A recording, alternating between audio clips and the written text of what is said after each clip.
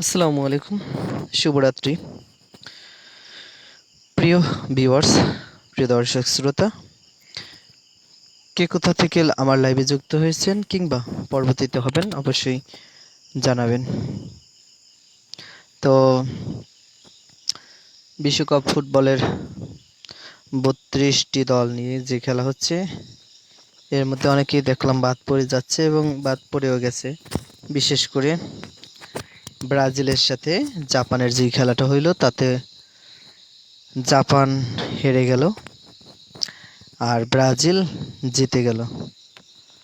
তবে ব্রাজিল হেরে গেলে মেবি কিছু অংশ মানুষ বাংলাদেশি যারা একটু হইলেও আপসেট হয়ে যেত।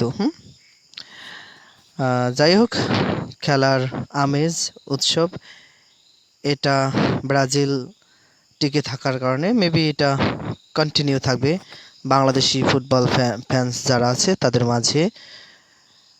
আর আরেকটা বিষয় হচ্ছে, আমরা Bangladeshi lot of people are Muslim, so we support first of all Muslim country like Morocco. Yes, যেটা বলতেছিলাম যে আমরা মুসলমান হিসেবে আমরা একটা মুসলমান রাষ্ট্রকে সাপোর্ট করি, সেটা হচ্ছে মরক্কো। তারাও খুব ভালো পারফরমেন্স দেখিয়েছে বিশ্বকাপ শুরুর দিক থেকেই এবং আজ অবধি। তারা আজকের খেলায় কাকে হারিয়েছিল যেন? নেদারল্যান্ডস। আই রিমেম্বার, নেদারল্যান্ডসকে হারিয়েছে। নেদারল্যান্ডসও খুব ভালো খেলেছিল, হারে নাই কোথাও, কিন্তু এখানে এসে মরক্কোর সাথে হেরে গিয়েছে। প্রিয় দর্শক শ্রোতা, শুভ কামনা রইল Netherlands, sorry Morocco Morocco football টিমের জন্য, এবং শুভকামনা রইল নেদারল্যান্ডসের জন্য। তারা ভালো পারফরমেন্স করেছিল, কিন্তু ব্যর্থতা আসবে। ব্যর্থতা না আসলে সফলতা এর কোনো মূল্যায়ন থাকে না। সো দ্যাট ব্রাজিলকেও শুভকামনা, তারা যেন ভালো করার প্রতিযোগিতাটা অব্যাহত রাখে, ফলে বাংলাদেশি কিছু দর্শক শ্রোতা খুবই আনন্দিত হন, আবেগ তাড়িত হন। সো ব্রাজিল টিকে থাকুক এবং শেষ পর্যন্ত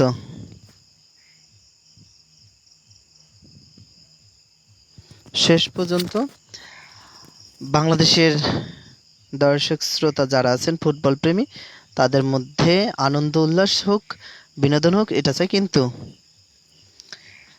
একে অপরকে প্রতিপক্ষ ভাবুক। হ্যাঁ, আর্জেন্টিনা ব্রাজিল একে অপরকে প্রতিপক্ষ মনে করে শত্রু মনে করাটা আমি এটা চাই না।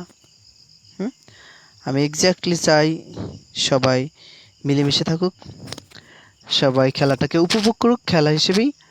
এটা যেন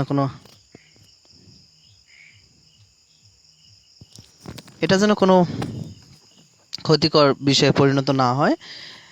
এটা যেন বন্ধুর মাঝে বন্ধুত্ব নষ্ট না করে। এই বিশ্বকাপ খেলাটা যেন স্বামী স্ত্রীতে যে বন্ধন, এই বন্ধন যেন ক্ষুণ্ণ না করে, প্রতিবেশীর প্রতি যেন বিরূপ আচরণ না করে, আমি সেই প্রত্যাশা করি। সচেতন নাগরিকদের প্রতিও আহ্বান থাকবে, আপনারা খেলাটাকে খেলার মধ্যে সীমাবদ্ধ রাখুন। খেলাটাকে কখনো রাজনৈতিক কিংবা প্রতিপক্ষ শত্রু মনে করাটা বোধহয় উচিত নয়।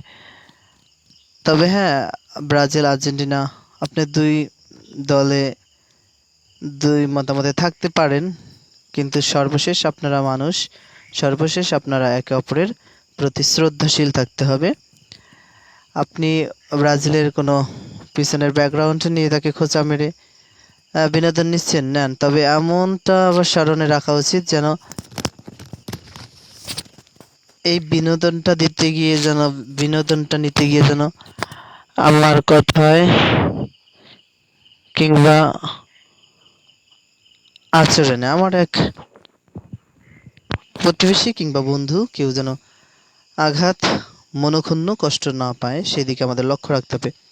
আমরা দেখব বিনোদনের ক্ষেত্রে তর্ক বিতর্কের মাঝে যদি দেখি যে কেউ মন খারাপ করে ফেলছে, আমরা তার দল সম্পর্কে নেতিবাচক কোনো মন্তব্য আর করব না, বরং তার দলের যেই গৌরব ইতিহাস সেটা তার সামনে তুলে ধরবো। ফলে কি হবে? ফলে তার মন খারাপ দূর হবে, পাশাপাশি সে আপনাকে বন্ধু ভাবতে শুরু করবে। তার সাথে আন্ডারস্ট্যান্ডিং ভালো থাকবে, আর যদি এমন হয় আপনি তার দলের ব্যর্থতা নিয়ে তার সামনে আলোচনা করতেছেন আর তার মন খারাপ হচ্ছে, আপনি সেই আলোচনা করেই যাচ্ছেন, সেটা কিন্তু ভালো হবে না। সেটা রিয়াকশনটা অনেক মারাত্মক হবে। এই জন্য আমরা একে অপরের সাথে আনন্দ করব, হ্যাঁ, এনজয় করব, উপভোগ করব, মন ভালো রাখার চেষ্টা করব, কিন্তু কারো মনে আঘাত কষ্ট দেওয়া এগুলো করা যাবে নয় না।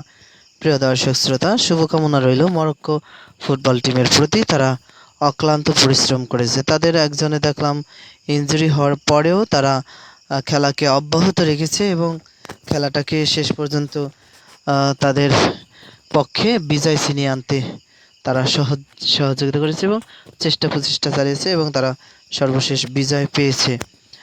আমাদের শুভকামনা থাকবে বাংলাদেশের পক্ষ থেকে, যেন মরক্কো তাদের এই উন্নতির ধারা অব্যাহত রাখে এবং সর্বশেষ তারা যেন বিশ্বকাপ ফুটবল 2026-এ বিশ্বকাপ নিতে পারে, সেই প্রত্যাশা রাখি।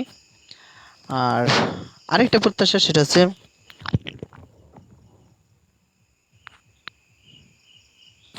বাংলাদেশি হিসেবে চাইবো আর্জেন্টিনা কিংবা ব্রাজিল, এই দুই দলটাই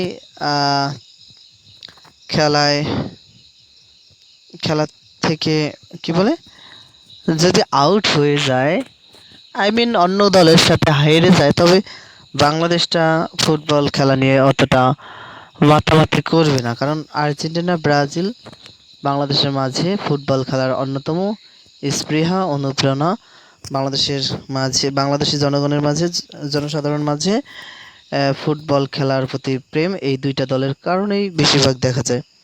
সো আশা করি তারা খুব দ্রুত বিদায় নেবে এবং বাংলাদেশের পরিস্থিতি শান্ত, অনুকূল পরিবেশ সৃষ্টি হবে।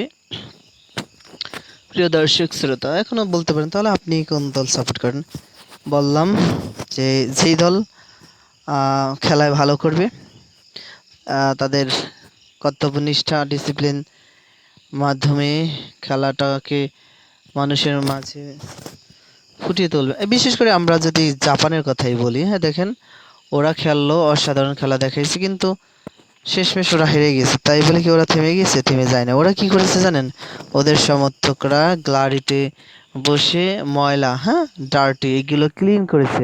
ওরা এতটা এতটা এতটা রুচিশীল এবং এতটা কি বলে উন্নত চিন্তার অধিকারী ওরা। নিজে অন্যরা নোংরা করেছে, কিন্তু তারা সেখানে কি করলো? তারা ওই স্টেডিয়ামটাকে ময়লা হতে ক্লিন করলো। প্রিয় দর্শক শ্রোতা, এটা হচ্ছে একটা গুড ম্যানার। সো এই খেলার মাঝে মাঝে আমাদের গুড ম্যানার শিখতে হবে। আরেকটা সংবাদে দেখলাম যে ভেনেজুয়েলায় যেই ভূমিকম্প হয়েছে, সেই ভূমিকম্পে ক্ষতিগ্রস্ত মানুষের পাশে দাঁড়িয়েছে আমাদের বাংলাদেশি ফুটবল প্রেমিকদের অন্যতম শিরোমণি নেইমার। তিনি আর্থিক সাহায্য সহযোগিতা দিয়ে ভেনেজুয়েলার পাশে দাঁড়িয়েছে। এটার প্রশংসা আসলে না করলে নয়। যতই আমি আর্জেন্টিনা সাপোর্ট করি কিংবা মরক্কো, ভিন্ন কোনো একটা দল, কিন্তু কেউ যদি একটা মঙ্গল কাজ করে জনগণের স্বার্থে কিংবা মানুষের স্বার্থে, সেটার প্রশংসার দাবি অবশ্যই রাখে এবং সেটা বলতে হবে। যদি না বলি তাহলে আমি অবশ্যই মিথ্যাবাদী। হ্যাঁ, মানবিক মানুষ হিসেবে আমি অবশ্যই এটা স্বীকার করেছি।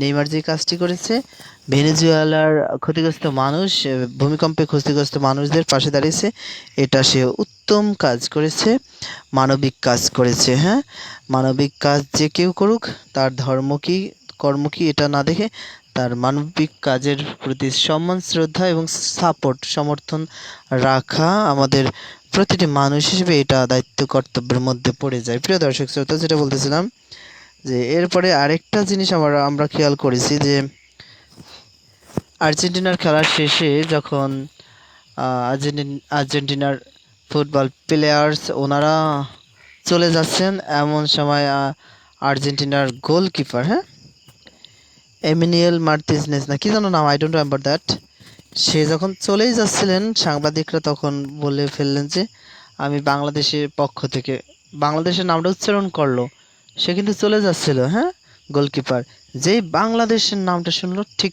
তখনই সে দাঁড়িয়ে গেল এবং বলল যে ও Bangladesh, I like the people of Bangladesh, হ্যাঁ, বাংলাদেশ মানুষদেরকে সে ভালোবাসলো, ভালোবাসা জানাইলো, পছন্দ করে সেটা বললো। প্রিয় দর্শক শ্রোতা, বাংলাদেশের মানুষের সাথে তার কিন্তু দূরত্ব অনেক দূর, অনেক হাজার মাইল, কিন্তু তাও আহ, দুই দেশের মানুষের মধ্যে কতটা কতটা সমর্থন, কতটা ভালোবাসা, আন্তরিকতা ফুটবল খেলার মাধ্যমে সৃষ্টি হয়েছে। এটা হোক মানুষে মানুষের ভ্রাতৃত্ববোধ, আন্তরিকতা, এটা হোক ধর্মমত বর্ণ ছাড়িয়ে সবার উপরে মানুষ, তাহার উপরে সত্য আর কিছু নেই। সো দ্যাট মানুষে মানুষের আন্তরিকতা, মানবিকতা, এরপরে মানুষের কল্যাণে কাজ করা, এগুলো এগুলো এগুলো সব সমালোচনার ঊর্ধ্বে রাখতে হবে আমাদেরকে। প্রিয় দর্শক শ্রোতা, অনেক কথাই বললাম, কথার ভিতরে যে কথা বলে তারই ভুল হয়, যে চুপ করে থাকে কিংবা বোবা হয়ে থাকে তার কিন্তু কথায় ভুল হয় না, কারণ সে তো কথাই বলে না। সো আমি যে কথাগুলো বলেছি এই কথাগুলো আমি দাবি করছি না যে এগুলো 100% সঠিক বলতে পেরেছি। আমি এই কথা স্বীকার করছি যে আমার তথ্যের মধ্যে ভুল থাকতে পারে, তবে আমি সত্য তথ্য উপস্থাপনের চেষ্টা করেছি। তাও সত্ত্বে যদি আমার তথ্যগুলো কোনো আপনাদের মাঝে ভুল ত্রুটি ও পরিলক্ষিত হয়, তবে আপনারা কমেন্টের মাধ্যমে এটা জানাবেন। আমি অবশ্যই পরবর্তী লাইভ কাস্টে আপনাদের এই কমেন্টগুলো আমার লাইভ কাস্ট সুন্দর করার জন্য, নির্ভুল করার জন্য সহযোগিতা করবে। আমি সংশোধন হতে পারবো, এই জন্য কমেন্ট করবেন আমার কোথাও কোনো কথায় ভুল হয়েছে কি না। যদি হয়ে থাকে কমেন্ট করলে আমি পরবর্তীতে আমি এই কথাগুলোকে কি করতে পারবো, রিমুভ করতে পারবো কিংবা ডিনাই করে চলতে পারবো। প্রিয় দর্শক শ্রোতা, শুভরাত্রি। আজ আমি এখানে শেষ করতে যাচ্ছি।